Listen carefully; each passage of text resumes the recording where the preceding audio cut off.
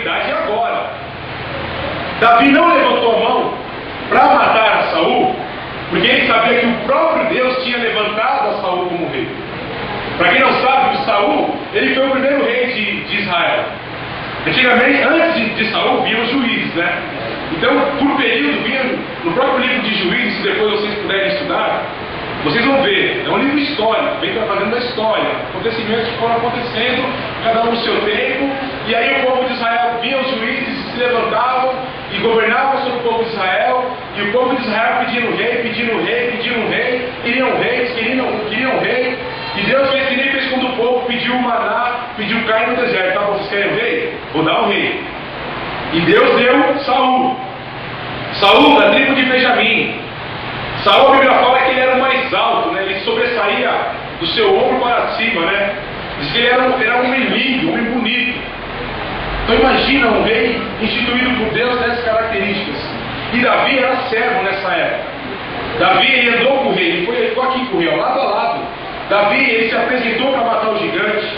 Davi, quando o rei começou a ter aquelas situações do espírito maligno vir sobre ele, era Davi que ia lá e com a sua harpa tocava e o espírito ia embora. Só que chegou uma situação que Saul ele começou a ficar tão perturbado, mas tão perturbado, que aquela pessoa que mais honrava ele começou a perseguir. Ele queria matar. E aí Deus me ensina isso. Davi só não matou a Saul por amor e fidelidade. Amor a Deus e fidelidade a Deus. Pode ser que de repente nem mais a Saul ele amava, mas ele sabia que Deus tinha instituído Saul. Então os homens viram Davi, pode procurar os versículos depois em casa, vocês vão ver. É agora, ele falou, ó, eu não posso levantar a mão contra o ungido do Senhor. Foi o próprio Deus que levantou. Ah, mas você vai ser o rei. Não, mas eu não posso. É Deus, é no reino de Deus. E o que aconteceu? Numa dessas fugidas dele, ele foi para a caverna de Adulão.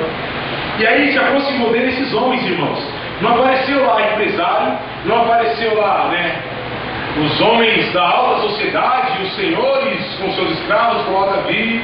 Saul está vindo aí, mas olha o seguinte, nós temos muito dinheiro, nós temos muito camelo, nós temos os melhores guerreiros, estamos chegando aqui com a melhor qualidade nossa e vamos combater Saul. Não, irmãos. Está falando que eram os que estavam da pior, eram os endividados. De repente esses homens, né, já não eram mais assistidos pelo próprio rei e viam em Davi uma unção do próprio Deus.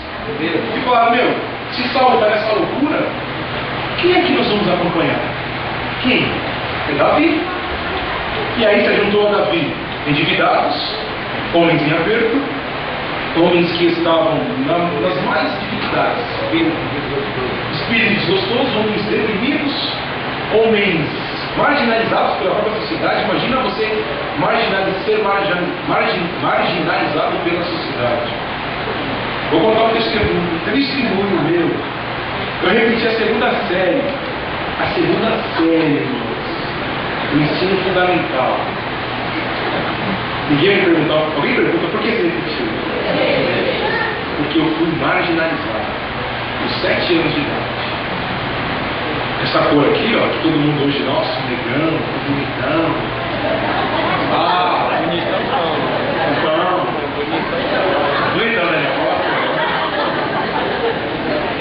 Irmãos, fui marginalizado. Na época se tinha o tal daquele. Não, isso foi depois. Mas na época era o frango de macumba, na época era o buiú, era o neguinho do pastoreiro, era o saci. E eu não falo isso com orgulho, porque eu fui marginalizado. As pessoas olham pra gente hoje, esse negócio de racismo não existe. Não vou a palavra não é essa. Mas eu quero que vocês entendam o que é ser marginalizado.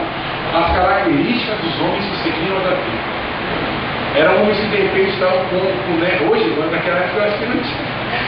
Acho que naquela época eu via um comprador como o Zaqueu, veio de casa em casa e falou, está devendo no mercadinho, comprou leite, não pagou. Hoje não, né? Depois você quer fazer um cartãozinho para fazer uma compra. Não, moço, não passei. Agora é vergonha, né? O nome tá assim. Pô, Daniel, vi o celular da hora, meu quebrou, quer ir na compra pra mim? Pô, você não compra. Pô, meu, tô com o nome sujo. É vergonhoso. Mas, irmãos, chegou o tempo de Deus nas nossas vidas. E esse tempo é para toda a qualidade de pessoas. É para quem crê, é para quem quiser. Então, se você está aqui hoje, nessa noite, endividado, perturbado com as coisas do dia a dia, deprimido, triste, sendo marginalizado, irmão, não interessa a situação que for. Eu não vou ficar contando testemunho e testemunhos aqui. Eu quero trazer a palavra do Senhor para vocês. Amém. Mas acontece o seguinte: eu acho que cada um aqui de nós tem uma história diferente do que a do outro. Eu já sofri isso, sofri aquilo, sofri não sei o quê. Aí não aconteceu isso. Quando eu pensei que nunca mais ia acontecer mais nada, aconteceu aquilo de novo. Aí não sei o quê. Irmãos, se a gente tivesse uma sessão dessa, né? Que não é uma sessão que edifica, então não precisa. Mas a gente ia ver que não é.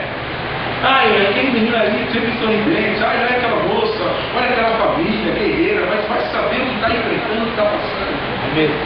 Mas está se levantando, está se apresentando como valente. Glória a Deus! Entenderam o primeiro ponto? Amém.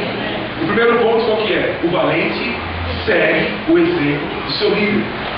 Pode colocar aqui, ó. Ponto 1. O valente segue o exemplo do seu líder. E aí, ó. Além dos endividados, não só essa categoria, tem outra categoria que também começou a seguir Davi. Aqui foram 400 homens. Então o que aconteceu? Vamos abrir agora em 1º livro de Crônicas, no capítulo 12. Estão entendendo, irmãos? Amém. Amém. Estão aprendendo? Amém. Ixi, o homem foi mais claro. Estão aprendendo? Amém. Glória a Deus. Olha só, Davi então começou o quê? A crescer. Começou com os 400 homens, né? E aqui no capítulo 12, versículo 1, fala assim, ó: estes, porém, são os que vieram a Davi a Siclag, estando ele ainda encerrado, por causa de quem? Saul. Ou seja, ainda estava saindo fora de Saul, fugindo de Saul. Filho de Quis, e era um dos valentes que ajudaram nessa guerra. Olha só os valentes que ajudaram Davi nessa guerra. Armados de arco, e usavam na mão direita e esquerda em atirar pedras e em despedir brechas com arco. Eram estes dos irmãos de Saul, benjamitas. Ou seja, eram também da mesma linhagem de Saul, mas estavam andando com Davi. Homens armados nas mãos direitas e esquerdas, atirando pedras, brechas e assim vai. No versículo 8 fala o seguinte, ó. Aí começa a relação de nomes, vamos pular os nomes para a gente ganhar tempo. E dos gaditas se retiraram Davi ao lugar forte do deserto, varões valentes, homens de guerra para pelejar, armados com rodela e lança, e seus rostos eram como rostos de leões, e ligeiros como corças sobre os montes. Vou ler novamente. Varões valentes, homens de guerra para pelejar, armados com rodela e lança, e seus rostos eram como eram como rostos de leões, e ligeiros como corças sobre os montes. No versículo 15 ao 22 continua: estes são os que passaram o Jordão no mês primeiro, quando ele transbordava por todas as suas ribanceiras, e ao que os homens fizeram, e fizeram fugir a todos os do vale para o oriente e para o ocidente. Também vieram alguns dos filhos de Benjamim e de Judá a Davi ao lugar forte. E Davi saiu ao encontro e lhes falou dizendo, aqui ó, o que aconteceu? Começaram a chegar muitos homens a Davi, com essas qualidades, homens de guerra. Já não eram homens endividados, já não eram daquela categoria que nós estávamos falando até agora. Eram homens de guerra, eram soldados mesmo. A Bíblia fala aqui que eles tinham o rosto, a fisionomia deles era como fisionomia de leões. Se eu tivesse um pouco mais de dias, eu ia pedir para o William desenhar um rosto de um homem que se parecia com um leão. O William é um bom desenhista, para a gente passar aqui, para pelo menos a gente visualizar o que poderia, a nossa capacidade de entender o que era isso. Um homem que tinha um rosto. Então, gente, não era homem bonitinho, ai, o cabelinho da chapinha do gelzinho. Era homem tenebroso, gente. Era guerreiro mesmo. Era como sair com sangue dos olhos, sabe? E aí ele fala aqui, ó, olha quando esses homens chegaram a Davi, algum deles que também era da tribo de Benjamim, da mesma de Saul. Davi então lhes falou dizendo, se vós vinde a mim pacificamente para me ajudar, o meu coração se unirá convosco. Porém, se é para me entregardes aos meus inimigos, sem que haja deslealdade nas minhas mãos, o Deus de vossos pais o veja e os repreenda. Então entrou o espírito em Amassai, cheio de 30, e disse: nós somos Deus, ó Davi, e contigo estamos, ó filho de Jessé. A paz seja contigo, a paz com quem te ajuda, pois que teu Deus te ajuda. E Davi os recebeu, e os fez capitães das tropas. Também de Manassés alguns passaram a Davi, quando veio com os filisteus para a batalha contra Saul. Ainda que não daram, porque os príncipes dos filisteus com conselho o despediram, dizendo: à custa de nossas cabeças passará a Saul, seu senhor. Voltando, pois, a Siclag, passaram para ele de Manassés, Adna, Josabade, e Gediael, e Micael, e Josabade, e Eliú, e Ziledai, chefe de milhares de Manassés. Estes se ajuntaram a Davi contra aquela tropa, porque todos eles eram o quê? Não ouvi. Eles eram o quê? E foram capitães do exército. Olha, irmãos, presta atenção nesse versículo agora. Porque naquele tempo, de dia em dia, vinham a Davi para ajudar, até que se fez um grande exército, como o exército de Deus. Como o exército de Deus. Amém? Então nós podemos perceber e aprender o quê? Que Deus começou a trazer a Davi homens de guerra. E teve um momento que Davi hesitou. Ele falou: para aí, se vocês estão vindo a mim para se ajudar, eu vou receber. Agora, se vocês estão vindo para me combater com deslealdade, que Deus os veja e os repreenda. E aí o Espírito, que Espírito é esse? Está em minúsculo aqui, mas que Espírito? É o Espírito de Deus. Na sua tamanho, perdão, na minha tamanho, na minha vida, isso é o Espírito, mas testificou, é o Espírito de Deus. Naquela época, no Velho Testamento, fazendo só um parênteses, o Espírito Santo de Deus, ele não habitava, ele se manifestava. Então descia o Espírito Santo nos profetas, nos sacerdotes, nas pessoas que Deus queria usar e se manifestava. Então, até também naquela época existia o manto sacerdotal que usavam para consultar a Deus. Usavam vários materiais para consultar a Deus. E aí Davi aqui perguntou para eles: e aí, qual é a situação de vocês? Está com a gente? Está sem a gente? Está vindo para derrubar a gente? Ele falou, aí o Espírito entrou e falou: Davi, paz seja contigo. Amém. Então nós estamos do seu lado.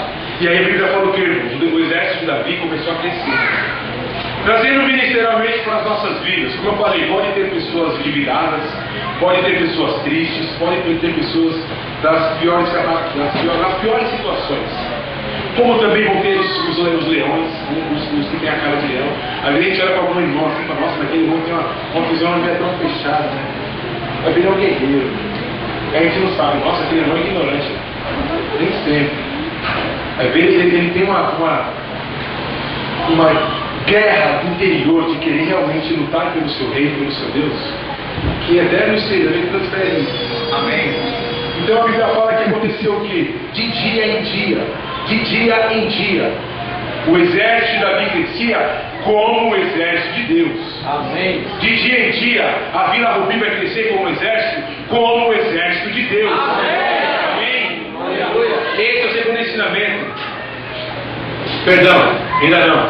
Essa é outra característica dos homens que Deus vai colocar no nosso caminho. Olha Deus.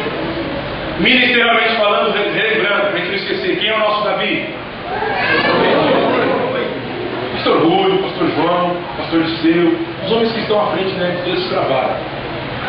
Pastor Rúlio, Deus, se perguntar para ele, ele vai falar que tem, mas com certeza, né, tem endividados que são discípulos dele, tem guerreiros que são discípulos dele, tem pessoas que estão chegando tristes, mas que quando estão se juntando com ele, Pastor Rui, com licença, lutando com o Senhor, estamos formando um grande exército. Amém. Com o exército de Deus. Amém. Porque nós nos reunimos aqui só por um motivo. Para Deus. Amém. Eu não posso reunir aqui para ver os amigos, para tocar minha bateria, para os irmãos lá, fulano, não. Tudo isso é muito lindo, a comunhão é maravilhosa. Eu sou viciado em tocar no instrumento. Se eu deixarem, eu não deixo mais ninguém tocar. Porque eu sou um valente na bateria. Então, de hora que eu chego, eu falo assim, legal, os meninos estão ali, tenho que dar espaço.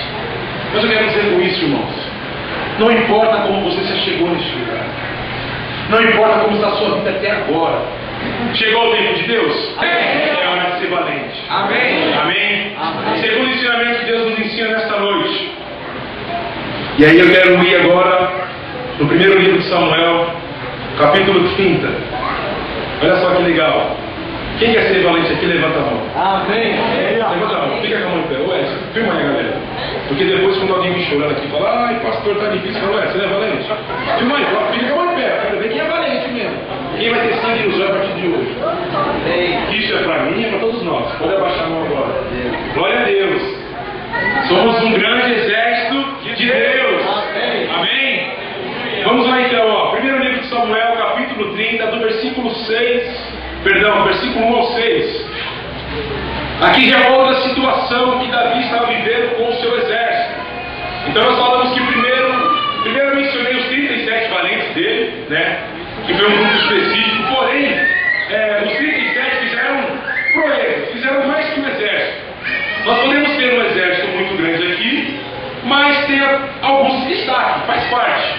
O importante que nós vamos entender agora é que não é específico para 37, é o que eu falei no início, é para todos. Amém. E aí no versículo 1, diz assim, ó: sucedeu, pois, que chegando Davi e os seus homens ao terceiro dia a Siclag, já os amalequitas com ímpeto tinham dado sobre o sul e sobre Siclag, e tinham ferido a Siclag, e tinham posto a fogo, e levaram cativas as mulheres que estavam nela, porém a ninguém mataram, nem pequenos, nem grandes, tão somente os levaram consigo e foram pelo seu caminho.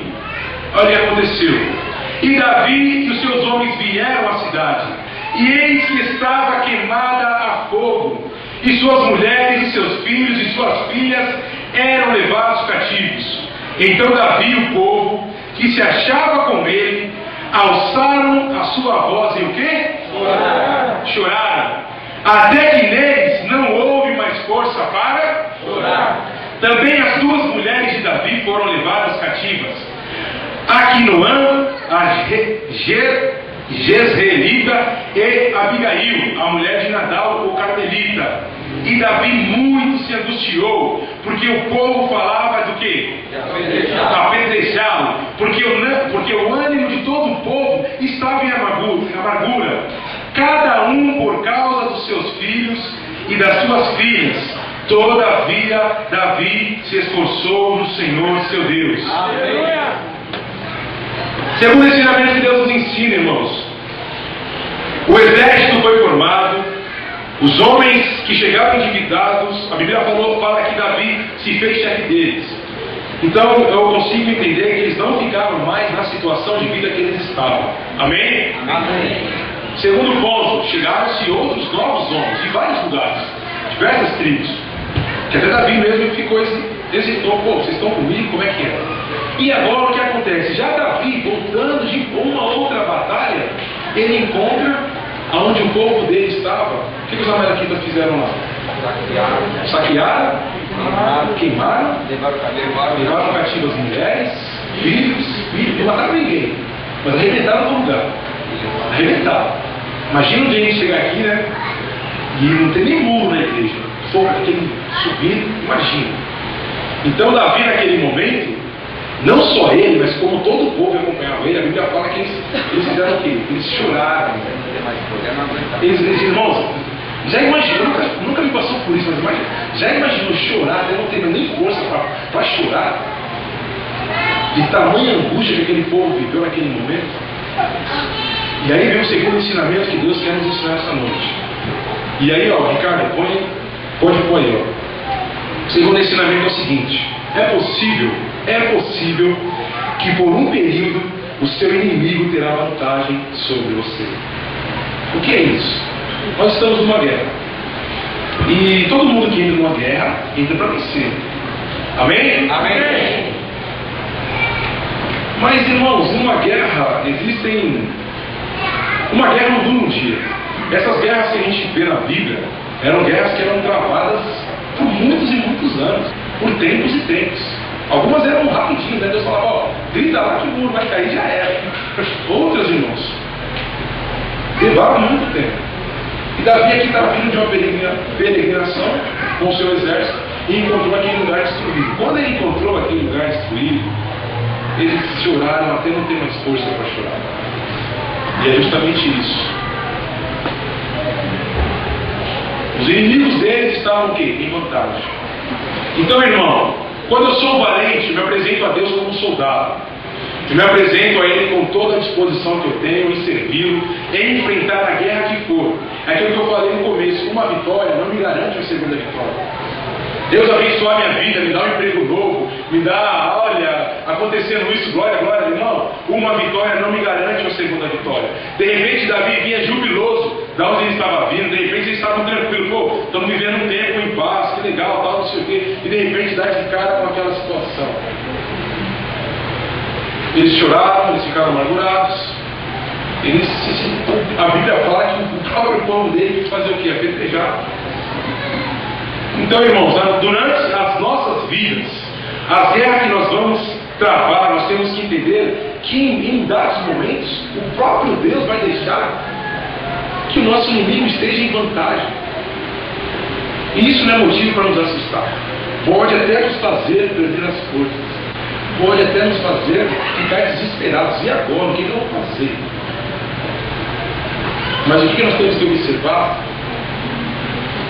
que nós vamos perceber agora, é a continuação da história. Porque muitas vezes passamos por situações assim, vivemos coisas terríveis e desabamos. Não temos mais força para nada.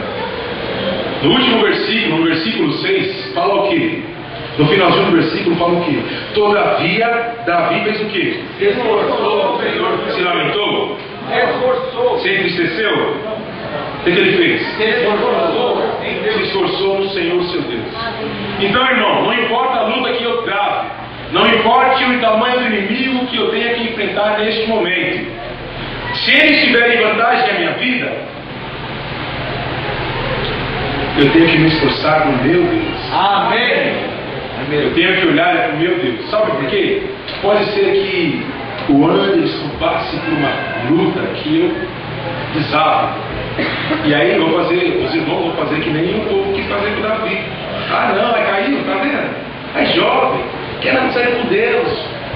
É empolgação, é fogo de pai, logo isso passa. Tá vendo? Fica lá, fala que isso, fala que aquilo, olha lá a situação dele agora. Então, irmão, não interessa. Alguém te falou alguma coisa errada, alguém te trouxe algum mal, você se fraquejou, você se entristeceu, está se sentindo fracassado, esforça-se, ou esforça-te em Deus. Amém. Deus, quando chegou para Josué, que Josué também poderia estar no desespero, Deus falou o que para ele? Esforça-te e tenha bom ânimo. Amém. Não pasme nem te espante. Então, pode ser, é possível, né? Por isso eu não coloquei assim, ó. Por um período seu inimigo prevalecerá. Não, é possível que isso aconteça. Se isso acontecer, eu vou me esforçar em Deus. Eu vou buscar o meu refúgio no meu Senhor. Porque as próprias pessoas que podem caminhar comigo, que me defendem, não, Anderson Negão, ele não faz isso. Vão querer, até podem chegar ao ponto de querer me apedrejar. E meu esforço vai ter que ser total a Deus. Aí sim eu vou provar quem eu sou. E tem muita gente, né, que qualquer vento cai. Irmão, o problema não é você se enfraquecer. O problema não é esse. Porque isso pode acontecer. É possível que isso aconteça. Mas o problema é que tipo de atitude que eu tomo quando isso acontece. O que eu faço? Eu fico prostrado? Ah, irmão, para mim não tem mais jeito. Para mim não dá mais. Irmãos, A gente defende time, a gente defende tanta coisa, como eu falei com minhas vezes. E aí quando nós vamos falar do nosso soberano Deus, que fez tudo por nós, desde o princípio do mundo, que deseja encher a terra da sua glória, a gente faz de qualquer jeito. Um outro parêntese, né?